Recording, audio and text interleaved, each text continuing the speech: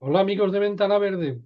Bueno, vengo a hablaros del tema del agua regenerada. Están saliendo constantemente informaciones en los medios sobre proyectos que están financiados con fondos de la Unión Europea, con fondos autonómicos, con fondos del Estado, sobre la utilización de aguas regeneradas en agricultura, básicamente. ¿eh?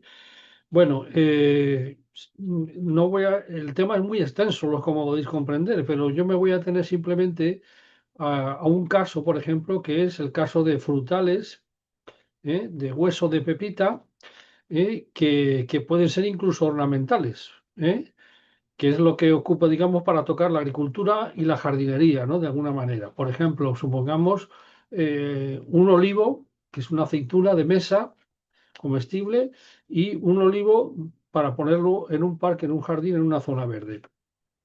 Bueno, lo primero que hay que tener en cuenta es que esto hay una legislación que hay que actualizarse porque esto en los últimos años ha ido cambiando.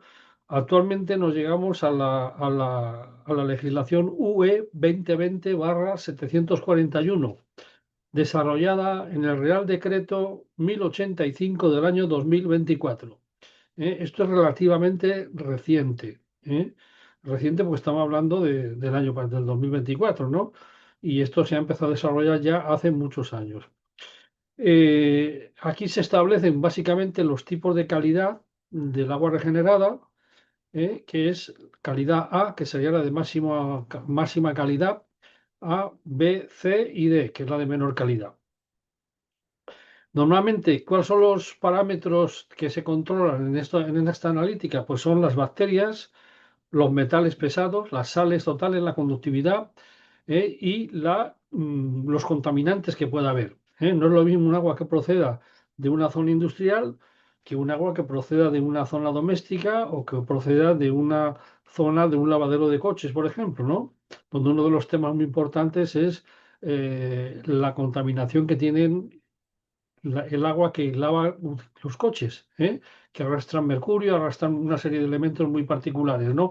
Hay muchas actividades que tienen una contaminación muy particular, pero vamos, nosotros vamos a ir directamente a la opción A. ¿eh? Hay tres puntos, el 2.1, el 2.2, el 2.3, definiendo distintos tipos de cultivos. En el caso del que nos estamos centrando, que sería un frutal leñoso, pues estaríamos hablando de un sistema de riego localizado, preferentemente, que el agua no toca nada más que el tronco, no toca nunca la fruta. Hay que tener en cuenta que también se podría incluir a lo mejor los sistemas de microaspersión o mini aspersores. Pero hay que tener en cuenta que, claro, si no tenemos en cuenta el factor viento, pues sí que podría cumplir. Pero claro, cuando hay viento no podemos controlar el agua. Por eso las recomendaciones, el riego, aparte de que el riego localizado no solamente es un sistema de riego, sino que es una técnica de cultivo, que es una forma de trabajar y de cultivar las plantas de distinta manera, pues por eso yo creo que nos centramos en este tema, ¿no? Por la importancia que tiene.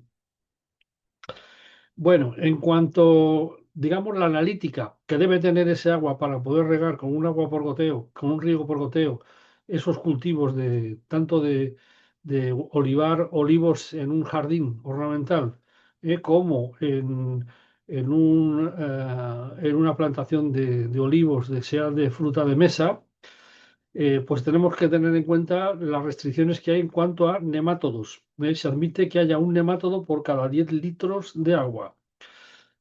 Escherichia, uno por cada, perdón, Escherichia coli, 10.000 unidades UFC por cada 100 mililitros. La Escherichia coli.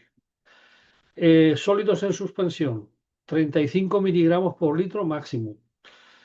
Turbidez, no se fija el nivel de turbidez, porque eso es una característica que con el sistema de filtrado que lleva el riego por goteo, normalmente, pues ya se puede eliminar en gran parte, ¿no? La diferencia del 2.3 con el 2.2, que sería un sistema que pudiera tocar un sistema de microaspersión o de microaspersores o de aspersores inclusive que puedan tocar la fruta, las exigencias, lógicamente, en el caso Escherichia coli serían mucho mayores. No se admitirían más de 1000 UFC por 100 mililitros de agua. ¿Eh? O sea que la diferencia que hay entre el riego localizado es que podemos regar aguas regeneradas que tengan hasta 10.000 UFCs por 100 mililitros de agua y en el caso de que se moje el agua, tenga contacto con la fruta, eso se reduce a 1000 UFC por 100 mililitros de agua.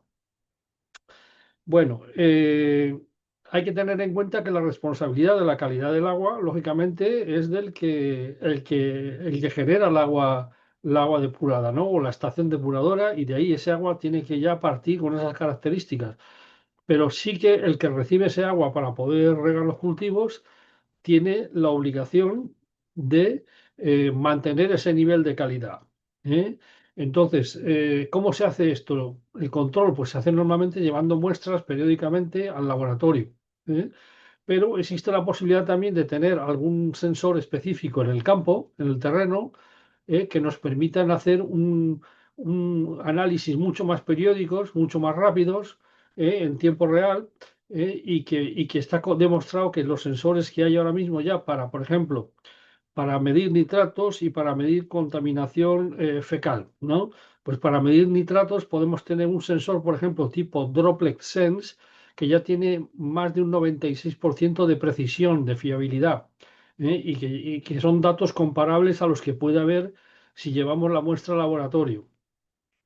En cuanto a la contaminación fecal, los coliformes fecales, pues un sensor, por ejemplo, como el Aquabio B503. Esto nos permite tener en pie del terreno, tener este tipo de información en tiempo real sin tener que mandar esas muestras, lo cual no significa que lo normal es que haya un servicio contratado de laboratorio que periódicamente hagan una analítica, hacen un proyecto, un plan de análisis y periódicamente se toman unas muestras con unas determinadas especificaciones técnicas de cómo tiene que estar, a qué temperatura, cómo se tiene que transportar, etcétera, etcétera.